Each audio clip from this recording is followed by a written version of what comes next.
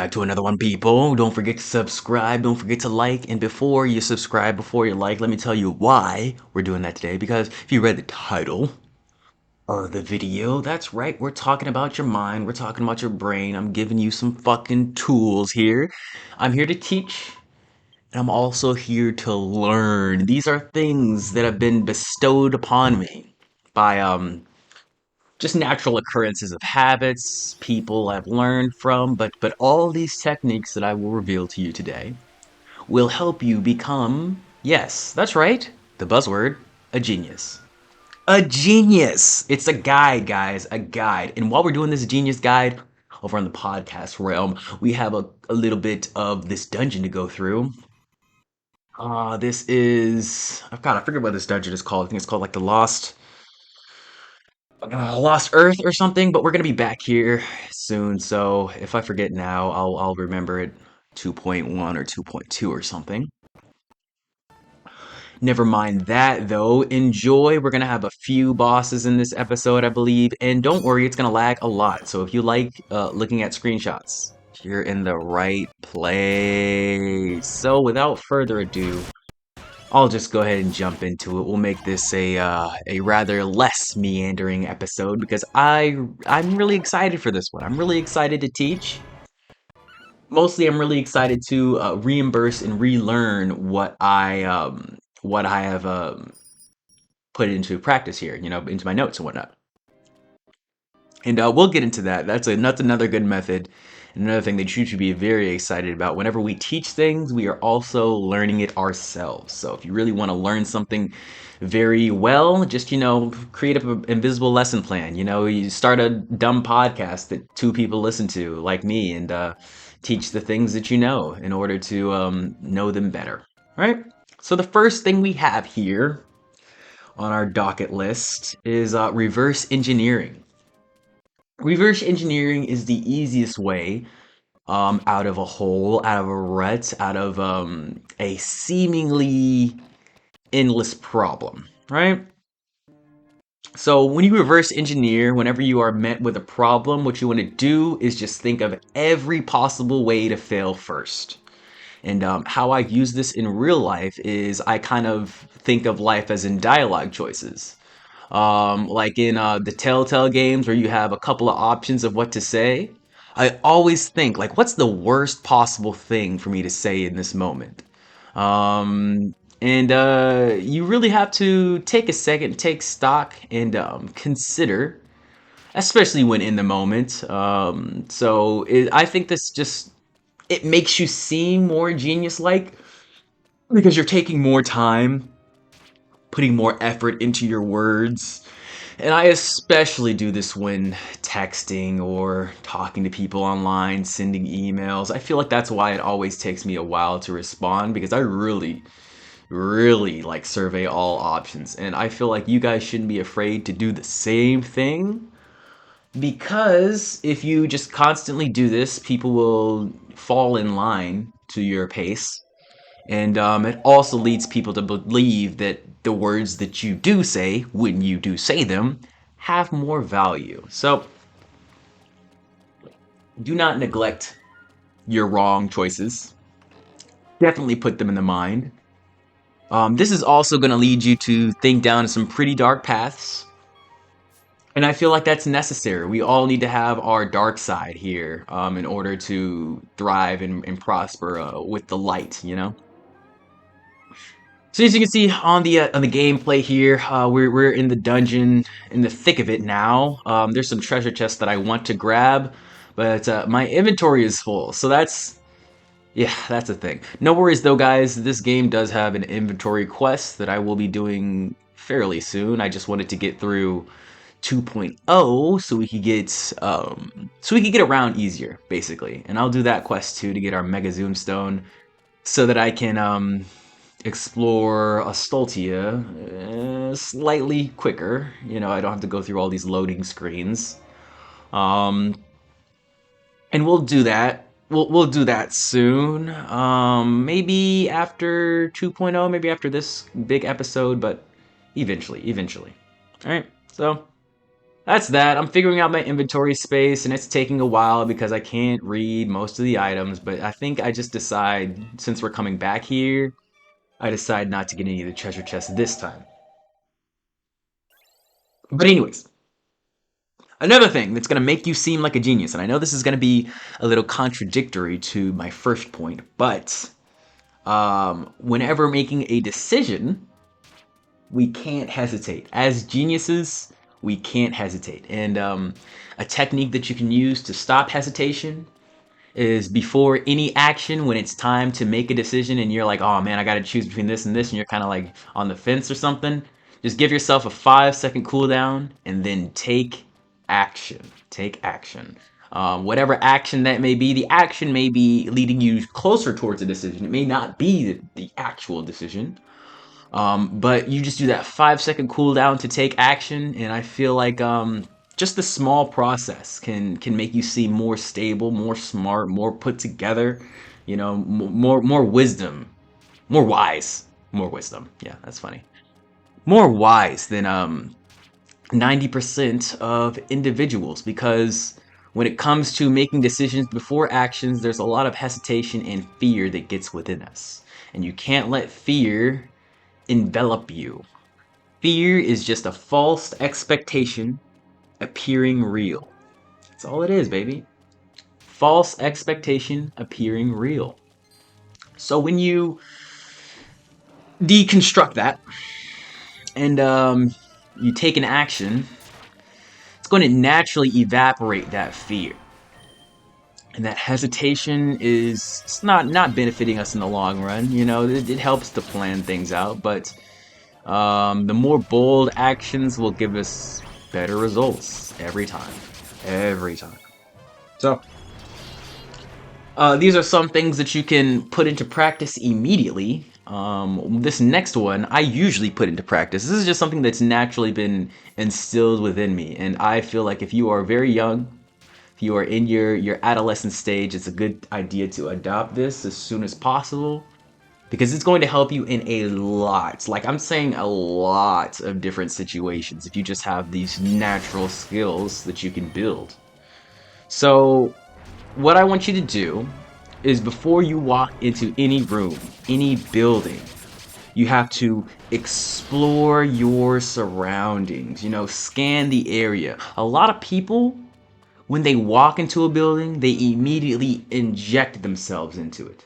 I want you, the next time you enter a room, to act like you are not there for the first 10 seconds. Act like this is the same room, I have not entered it yet. And just observe. See what people's body language looks like. See who's speaking the loudest. Watch where people's eyes go. You don't have to come in and immediately say hi to everyone, you know? Give some time to approach. Give some time for someone to maybe introduce themselves to you first. This is a big problem for a lot of extroverted people, because um, when you're extroverted, you sometimes get energy not even just from people, but from the natural greeting and interaction with people.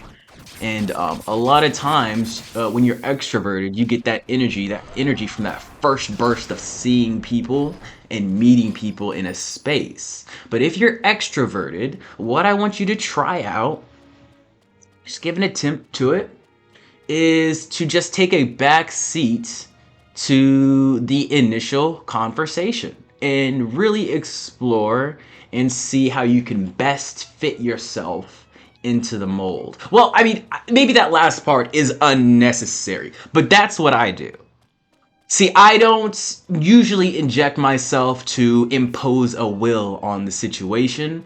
I kind of vibe check the area and keep that necessary vibe already there going, you know? I don't really have a drive to pull my own personality or my own energy into the mood, especially when I usually vibrate on low energies.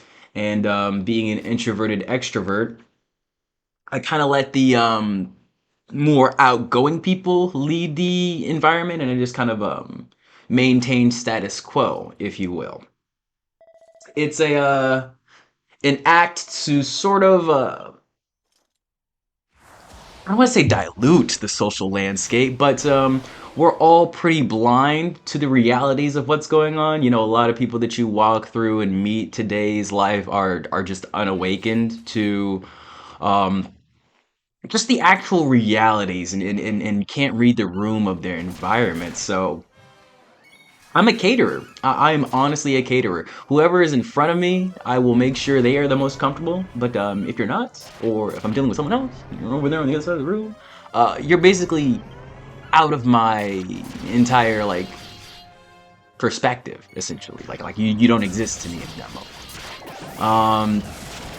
Like very single-minded person. So whenever I get into a room, I decide to take that opportunity to actually explore. I'll take this moment to fully survey the area because when I really get into a place, I'm a very single-minded, single-celled individual. You know, I'm in this one moment. I'm either in my phone, I'm directly talking to this person. You know, I'm directly in this task that I'm doing, which is very different from when I'm at home because I do multitask a lot. I've noticed that. But I don't think this task is easily transferable. The multitasking is easily transferable to the outside world. Like, I feel like when you step outside, you have to be laser focused on what you want to do, on your objective for that day, whether it's going to work and fulfilling your role or going to the grocery store and getting coffee or whatever, you know? Whatever you're doing, at least for me as a guy, I'm not looking to multitask by, you know, surveying my entire area, making sure everything is safe and stable because as a guy, I really don't worry about that kind of stuff. Too much like what my environment looks like or anything like that, you know. um so right when you walk in, do a little scan, do a little vibe check. It's always important to see where your baseline starts at and you know, decide how you want to navigate depending on what you see. Just give an honest choice. But a lot of people don't make this choice. They already decide how they feel and how they want to act before they even step in the door. So, in all situations in life, we want to utilize all the information available to us. And a lot of readily available information is available in strictly just the room, strictly just the visual, auditory environment that you walk into. So don't forget that. Don't forget that. I spent a little bit of time on this third one, but we have a really good fourth one here. What you're gonna do is break your mind limits by getting in the head of a smarter person, right? So what I want you to do is whenever you are faced with an issue, with a problem, relationship-wise, intelligence-wise, math-wise, whatever it is, what you want to do is think, what would someone smarter than me do? And it really helps if you've met this smarter person in real life and you know a little bit about their actions and behaviors. Because if it's like a smart person, but it's like Albert Einstein or something, then you know you don't really have much to base it off of. You just kind of have stories to tell about. But if you actually know someone really smart, like a parent, a mentor, a father figure, just imagine, put yourselves in their shoes for this problem that you have, and act accordingly. Yeah, so this is going to break free from your own limitations. Because we all have basically like an entire perspective around us, you know, that sonder. Sometimes people can't get into perspective of other people, you know. I believe there was some test online, or it's like a curated test where this girl's playing with a ball and then she puts it in her basket and then she leaves. And then this other girl takes the ball from her basket and then puts it into a different basket. And then the other girl goes back to playing with her thing. And then when the girl who's playing with the ball comes back, the question is she going to look in her basket or is she going to look in this other basket that the other girl put the ball in? And this is a question that they give to kids, a little diagram they give to people to see if they can they have a dilateral thinking, I believe that's what it's called, or parallel thinking, or something like that. There's some kind of buzzword that I may put on the screen here, but I may just forget. So Who really cares, right? Nobody's gonna watch this. Um, the thing is, if you don't have this line of thinking, it's really gonna nerf you in life. It's really gonna nerf you in life as far as relationships go because you're not gonna be able to see how other people see things. And that's where a lot of intrinsic intelligence comes from. It comes from viewing things from other people's perspectives and taking that perspective and taking the knowledge from that perspective and putting it into your own so that you're a more well-rounded individual.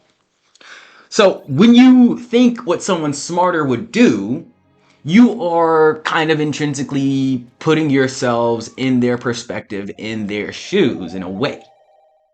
It's gonna be a little bit hard because a lot of people are like, well, how do I know what they do? But you kind of have to delude yourself. You kind of do have to delude yourself and be like, well, if I was them, I would do this. And then a lot of people you are thinking now, that's not really thinking like them. That's just thinking like me in a different way.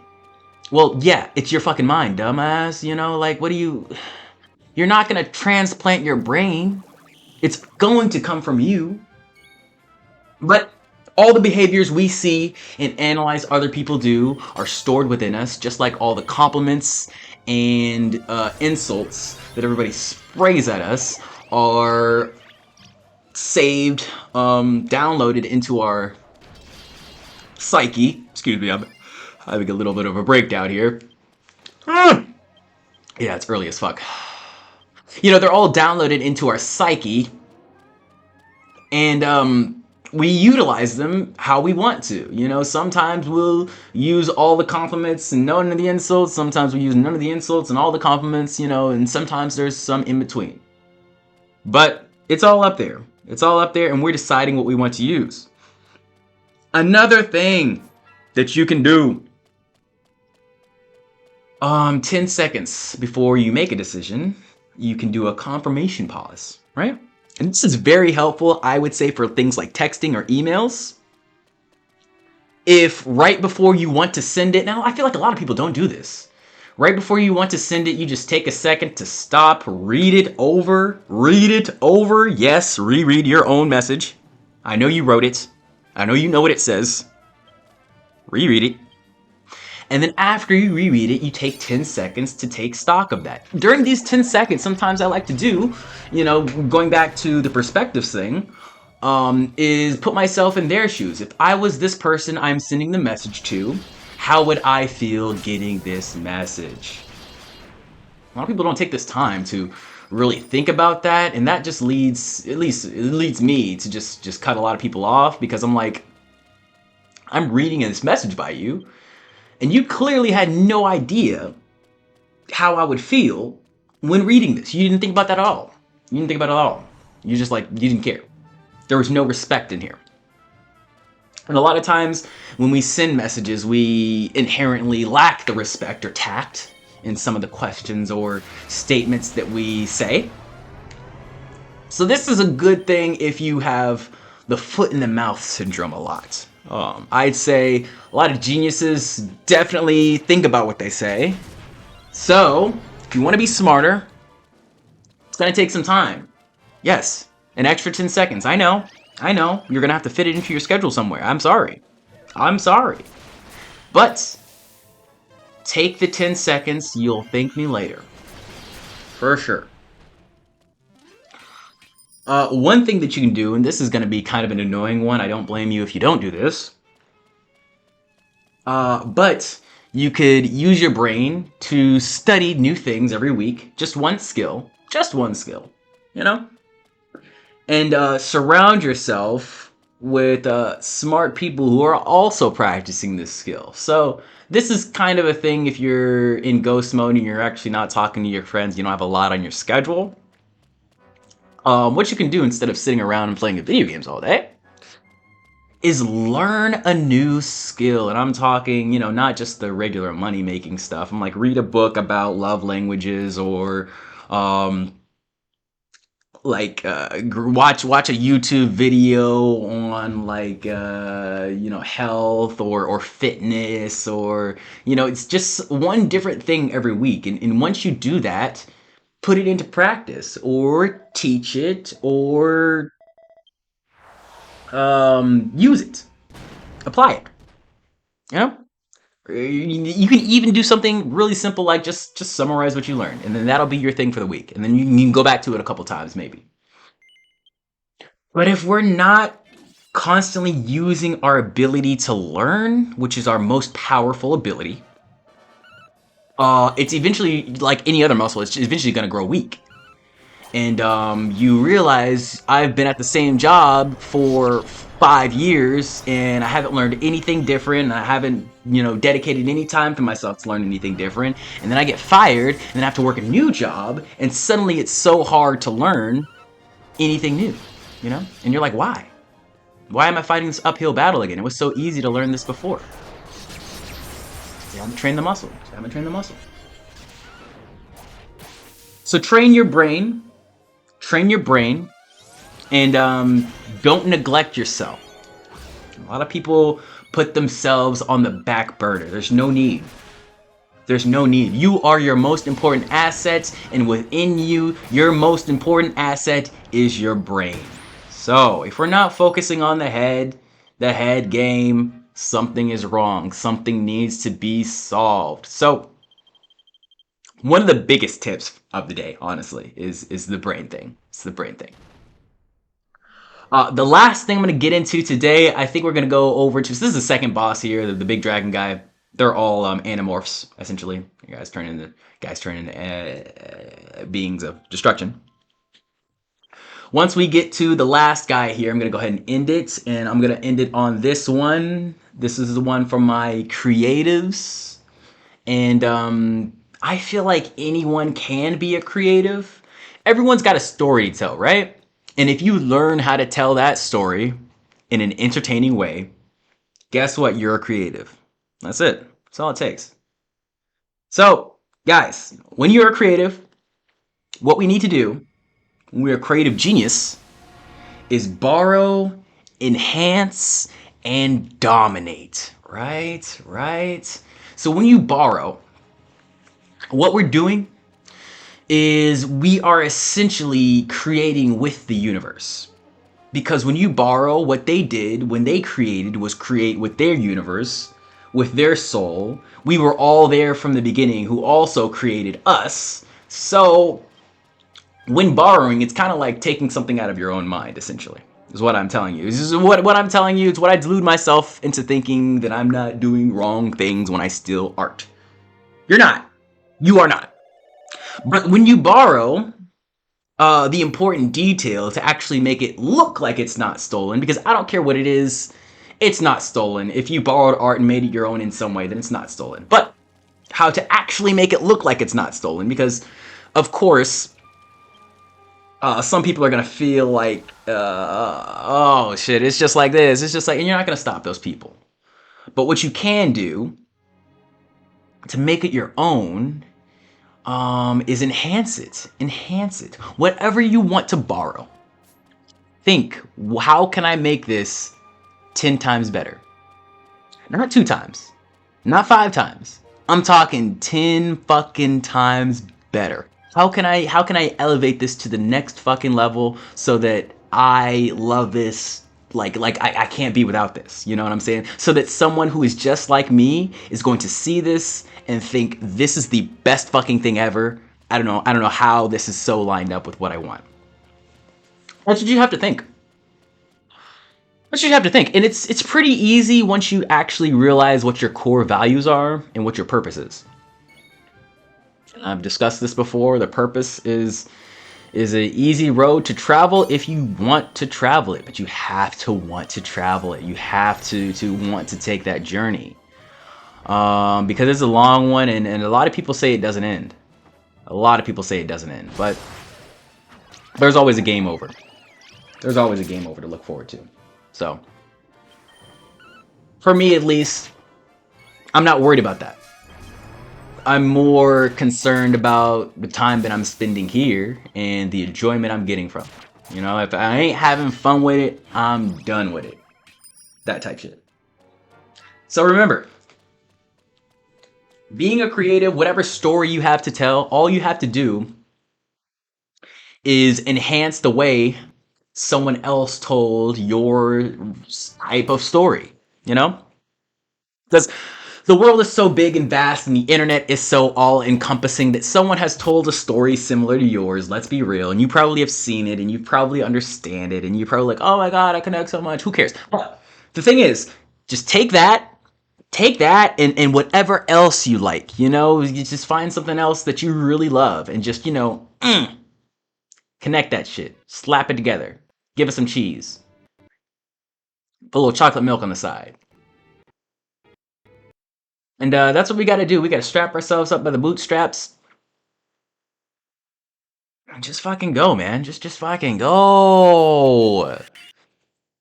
Get what you want, and don't matter whose it was before. Because honestly, guys, we don't own anything. We don't own anything, and it's sad to think that in this internet age that you can't really have anything to yourself, but it's also kind of freeing, you know. I don't have to, you know. My future is a big wide open space. Like, who cares what I have? Who cares what I don't have? I can see it all. I can witness it all. I can breathe it all in. And by breathing it all in, I can breathe it all out and breathe life into someone else. So that's all I got for you guys today. Next time we're gonna be fighting this crazy motherfucker. He's gonna transform into animorph, and it's gonna be some good stuff. Okay, guys, enjoy, subscribe, love yourself. Buy a GNX. Take a shower, please. You stanky.